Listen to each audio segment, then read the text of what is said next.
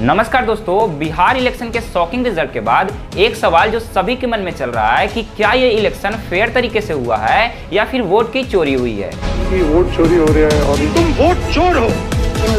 Vote चोरी, क्योंकि बहुत से ऐसे वोट चोरी के वीडियो है जो कि बहुत ही वायरल हो रहे हैं और लोगों में ये सवाल पैदा कर रही है कि क्या सेंट्रल गवर्नमेंट ने अपने पावर का गलत इस्तेमाल करके इस इलेक्शन को जीता है या फिर ये सभी आरोप गलत हैं।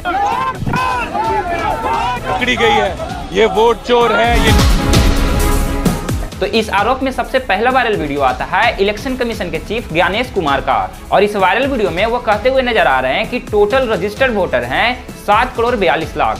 मतदाताओं की संख्या लगभग 7.42 करोड़ है और जिसने वोट किया है उनकी संख्या है 7,45,00,000, यानी कि 3 लाख वोटर की संख्या यहाँ पे बढ़ती हुई नजर आ रही है। और दूसरा वायरल वीडियो है जिसमें कि वीवीपैट पेपर्स खुलेआम सड़कों पे मिल रहे हैं, जो कि एक फेयर इलेक्शन पर बहुत ही बड़ा सवाल है। और दोस्तों एक और मुद्दा है जो कि अभी बिहार में बहुत ही चर्चा में है, और वो है कि नीतीश कुमार ने इलेक्शन से ठीक पहले जीविका योजना के तहत महिलाओं में 10-10 हजार रुपए बांटे, जो कि एक गलत तरीका हो सकता है वोट लाने का। और दोस्तों आज हम इन सभी मुद्दों को डिटेल में समझेंगे और देखेंगे कि क्या सच्चाई है। तो चलिए हम सबसे पहले मुद्दे से स्टार्ट करते हैं। तो इस वायरल वीडियो में ज्ञानेश कुमार अपने कॉन्फ्रेंस के दौरान कहते हुए नजर आ रहे हैं कि लगभग 7,42,00,000 वोटर की संख्या रजिस्टर्ड है और टोटल लोगों ने जो वोट किए हैं उनकी संख्या है 7,45,00,000, यानी कि लोगों में यह सवाल पैदा करती है कि 3 लाख अतिरिक्त वोटर कहां से आए। लेकिन अगर आप इसे समझना चाहते हैं तो आपको पता ही होगा कि बिहार इलेक्शन से पहले SIR हुआ था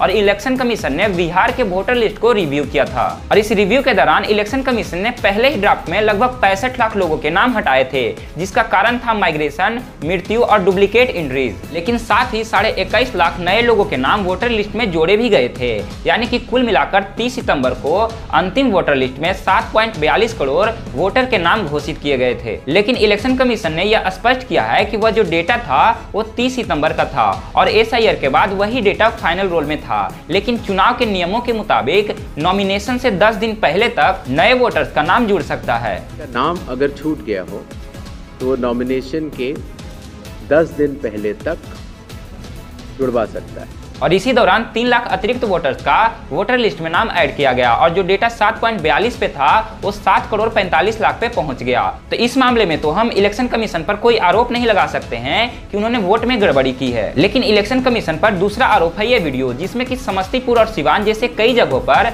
वीवीपैट पेपर को सड़कों पे देखा जा रहा है और लोग यहाँ पे वीडियो बना रहे हैं और उसे इकट्ठा करते हुए नजर आ रहे हैं, जो कि वोट चोरी के संदेश को बढ़ावा दे रही है। विपक्ष के नेताओं का इलेक्शन कमीशन पर यह बड़ा सवाल है कि अगर ये पर्चियां इसे बाहर फेंकी जा सकती है तो EVM के साथ छेड़छाड़ करना मामूली बात होगी। लेकिन इलेक्शन कमीशन और अधिकारियों का इस पे जवाब आया है और उनका कहना है कि ये पर्चियां जो आपको सड़क पे दिख रही है ये मॉक पोल की पर्चियां हैं, ना कि असली वोटिंग के पर्चे हैं, और इन मॉक पोल वाली पर्चियों का असली वोटिंग पर कोई असर नहीं होता है। लेकिन विपक्ष के नेताओं का कहना है कि अगर ये पर्चियां मॉक पोल की भी है तो उसे सुरक्षित नष्ट किया जाना चाहिए, ना कि इसे सड़कों पर या कचरे के ढेर में फेंका जाना चाहिए। और इसमें जो तीसरा मुद्दा है वो है इलेक्शन से ठीक पहले जीविका के द्वारा 10-10 हजार रुपए का बांटना।